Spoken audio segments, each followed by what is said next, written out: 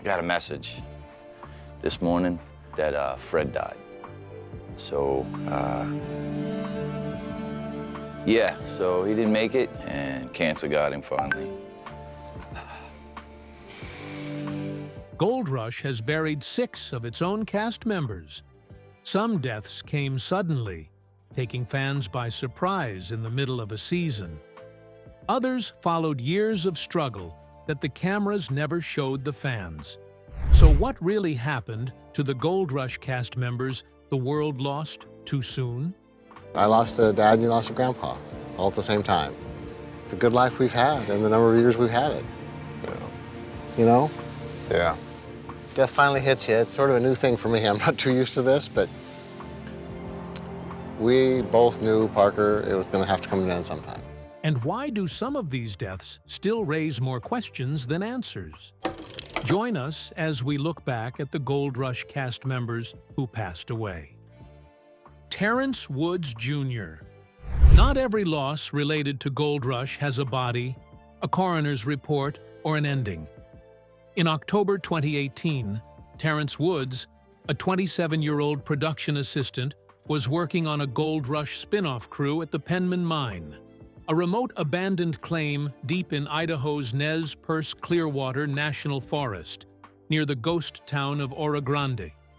His father had dropped him off at the airport days earlier, and they'd laughed as he boarded a plane to join a 12-man crew. Witnesses on set said, as the crew wrapped for the day, Terrence dropped his radio and took off running down a steep hillside, disappearing into the forest. He was never seen again. The more you look, the stranger it gets. Terrence weighed about 97 pounds, and investigators later admitted the terrain he was supposed to have run through was steep, rocky, and covered in fallen trees, conditions that made his own father question if the official story was even physically possible. But his father has consistently said no blood, torn clothing, or trail camera evidence was ever found, despite a search that lasted about a week and involving local law enforcement, canine units, ATVs, and helicopter crews from several agencies. That night, someone outside the film crew made a 911 call reporting secondhand information that Terrence had had a mental breakdown earlier that day, which his friends and family have vehemently denied, saying it does not sound like the calm, methodical person that they knew. His father has even gone so far as to say that he has never seen a single photo or video placing his son in Idaho and wonders if he ever got there at all. Search dogs did pick up his scent and tracked it to a nearby road where the trail ended abruptly. His case remains unsolved today and is still listed in the National Missing and Unidentified Persons System. Terrence's disappearance is just one example of all that can go wrong on a remote set when hardly anyone is paying close enough attention. Terrence's story ended in silence. But the next name on this list ends the opposite way, with a full crew watching it happen, and still no one could stop it. Jesse Goowens. Jesse Goowens came into the Gold Rush universe later than most of the names on this list, as the Gold Room operator for a spin-off following miner Dave Turin, as he explored abandoned claims across the western United States. Jesse and Dave first met in 2018 at Grasshopper Creek, a historic gold-bearing stretch of Montana. Dave was so impressed with Jesse's expertise and discipline that he invited him onto the new show almost immediately, eventually entrusting him with the heavily responsible role of running the Gold Room outright. Jesse's job was precise and unglamorous, weighing, cleaning, and securing whatever gold the crew pulled from the ground each day. A job built entirely on trust. Dave later said he trusted Jesse with the gold and with everything else, calling him just the kind of guy he was. But it wasn't the job that made Jesse memorable. It was the fact that, according to almost everyone who worked beside him, he never seemed to have a single bad day. He held early morning prayer and Bible study sessions with the crew, creating a feeling of camaraderie among men who spent months at a time isolated together in the wilderness. Fellow cast member Nathan Clark called him the kindest soul you could meet, and remembered Jesse giving up his own meal for someone else at the table who looked hungrier than him. In Season 3, Jesse told cameras he hoped his share of that year's gold would kickstart a college fund for his grandson. On August 18, 2020, while the crew was working the Box Creek claim in Colorado, Dave made a radio call he had never made before in the entire history of the show, in order to stop all work immediately. One of the crew found Jesse collapsed just outside the gold room.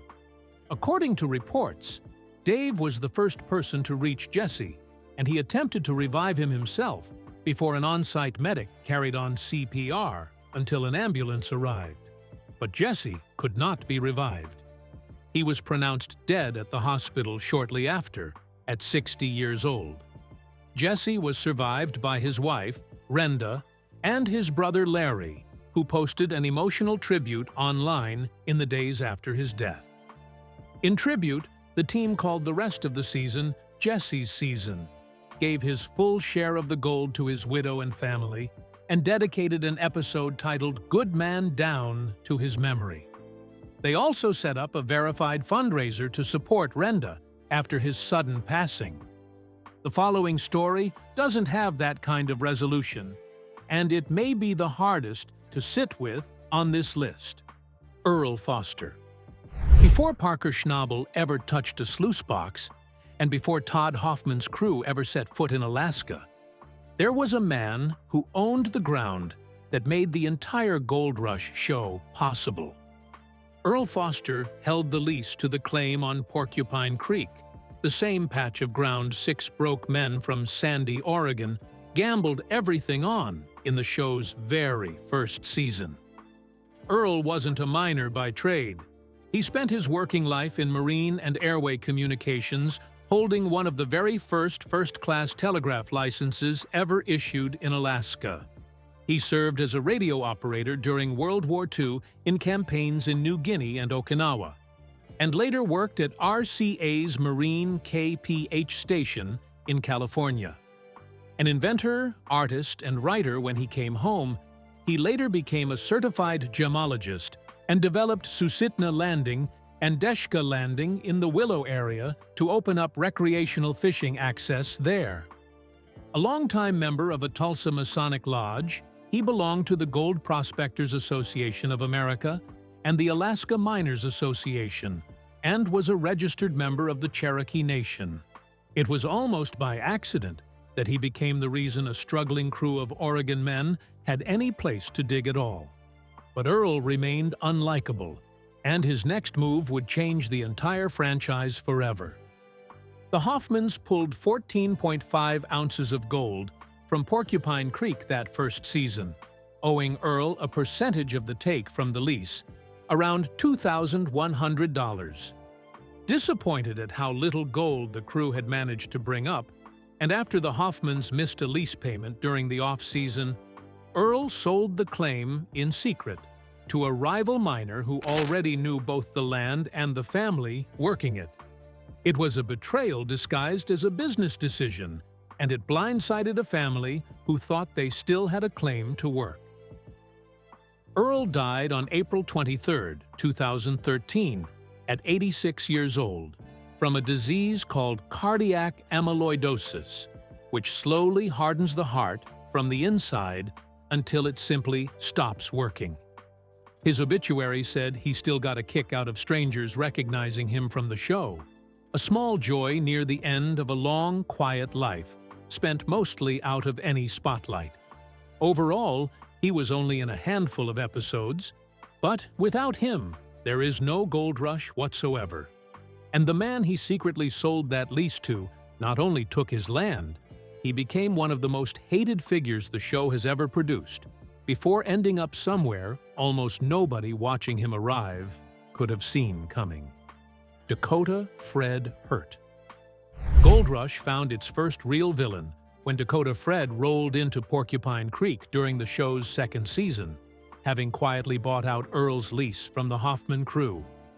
Fred knew Earl personally already. He knew exactly how much was riding on that claim for the Hoffmans, and he used both facts to get what he wanted.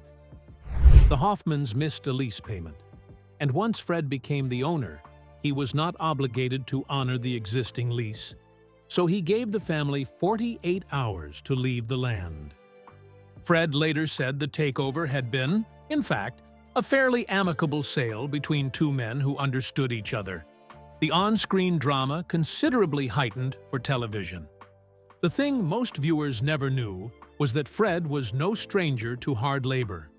He worked as a commercial diver and building contractor in North Dakota for over 20 years before moving into mining, largely self-taught as a gold miner.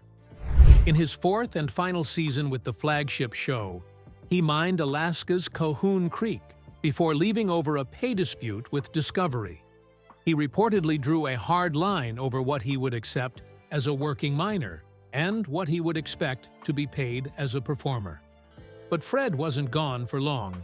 In 2018, he came back with his son Dustin in a new spin-off, this time going straight into whitewater collection pools beneath Alaskan waterfalls in the Haines Borough. A method almost nobody else on the franchise tried, working claims in the icy currents near McKinley Creek. In March 2023, Fred told fans directly that he had been diagnosed with stage 4 brain cancer. He later described how the outpouring of support he received had come to him in a way he couldn't fully explain, saying every message had given him strength. 4 months after his diagnosis, on July 11, 2023, one day after his 80th birthday, Fred died surrounded by his family. Instead of flowers, his family statement asked that people donate to the Mike Rowe Works Foundation, which supports skilled labor training, the trade Fred built his entire life around. Fred's ending could be too sudden in its timing, but at least came with warning. The next man on this list was given none, and what happened to him unfolded in the middle of a perfectly ordinary afternoon, with cameras still rolling. James Harness. Before James Harness first appeared on Gold Rush, he had already been nursing an injury that would affect him throughout his entire time on the show. Years earlier, a car accident had left him with a massive spinal injury, and by the time cameras started rolling on the very first season, James was the Hoffman crew's mechanic, the man tasked with keeping broken-down, second-hand machinery running through the brutal Alaskan cold. He was a professional mechanic and fabricator before the show, and by his own account was mostly doing odd jobs for the Hoffmans for a place to stay when the mining opportunity came up, taking it because he was down and out with few other options at the time. Crew members recalled James working through pain that would have stopped most people entirely, squeezing into cramped, freezing machinery to weld parts back together with almost no budget and no replacements available. When the machine stopped, the gold stopped, and when the gold stopped, nobody on the crew got paid, which meant James carried more weight than almost anyone else on site, all while his spine was literally failing him. At one point, his legs reportedly gave out from the strain of the work altogether. He was relying on prescription pain medication just to be able to work, and that dependency eventually became part of the show's narrative. James was dismissed from the crew in the second season after an episode in which fellow crew members blamed him for the loss of expensive equipment time, and Todd cited his repeated absences. James later took issue with how his departure was portrayed on the show, telling a local Oregon newspaper that the version shown on TV did not at all match his own recollection of what happened. There was, however, an unexpected turn. After James's back pain became part of the show's story, a Boston hospital, inspired by what they'd seen, reached out and performed the surgery he'd never been able to afford, for free. Fellow crew member Greg Remsburg later paid tribute to him online, describing James as an authentic, caring, kind man with a big heart, and saying that he was finally free from pain. On June 28, 2014, 2 years after his final appearance had aired, James suffered a stroke and died at 57 years old. When Todd broke the news to viewers in a later episode titled Gold-Blooded, he said simply that James had given all he had, and that at least now, he wasn't in pain anymore. James spent years fighting his own body just to keep working. The man who is next on this list fought for almost a century, and what finally took him wasn't an accident, an addiction, or a diagnosis. It was simply time itself. John Schnabel. There was one man who made Gold Rush's most famous family possible, and that was John Schnabel. Born on February 11, 1920 in Kansas, to a wheat farmer who lost everything in the Great Depression, John made his first money as a 12-year-old paperboy, using his first paycheck to buy his family a loaf of bread and a block of cheese. He came to Alaska as a teenager, arriving in Haines in 1939 with almost nothing in his pocket. He served in the Navy Air Corps during World War II as a bomber mechanic in the South Pacific. He eventually built a life in Haines as a sawmill owner, employing well over 100 people at its peak, and, at various points, the town's own mayor. In 1984, John bought the claim at Porcupine Creek that would become known as the Big Nugget Mine after he had already survived a heart attack and a triple bypass surgery at 68, and on the direct advice of his doctor to stay active. John didn't just own the mine, he built a family on it. He personally taught his grandsons, Parker and Payson, the ins and outs of prospecting, panning and running heavy equipment. While Parker was still finishing high school, John kept the claim going himself until his grandson could get back to it full-time. John was diagnosed with prostate cancer in 2013. He refused chemotherapy outright, bluntly telling producers that to him, chemotherapy was self-harm, and instead chose to spend his remaining time mining with 3 generations of his own family at a place called Smith Creek Hill, a trip the show later dubbed Grandpa's Last Wish. In his last years, John's health declined, and he spent time recovering from surgery at a nursing home in Oakland, California, where his daughter Sandra lived and helped care for the family. He died there of congestive heart failure March 18, 2016, 8 days after his 96th birthday. Discovery aired a tribute episode in his honor, and Parker later called him simply a hero, a man who, as Parker put it, never stopped having purpose or goals. This may be the rarest ending gold mining has ever handed anyone. John is the only one on this list to have seen his legacy fully take shape while he was still alive to witness it. But not every story tied to Gold Rush ended in tragedy. Some came terrifyingly close instead, and the next few moments reveal the accidents that should have become obituaries, but somehow didn't. Gold Rush's most terrifying survival stories. Not every close call on Gold Rush ended in a hospital bed or an obituary, but a lot of names associated with the franchise came inches away from joining the list above. Parker Schnabel came the closest of anyone still mining today.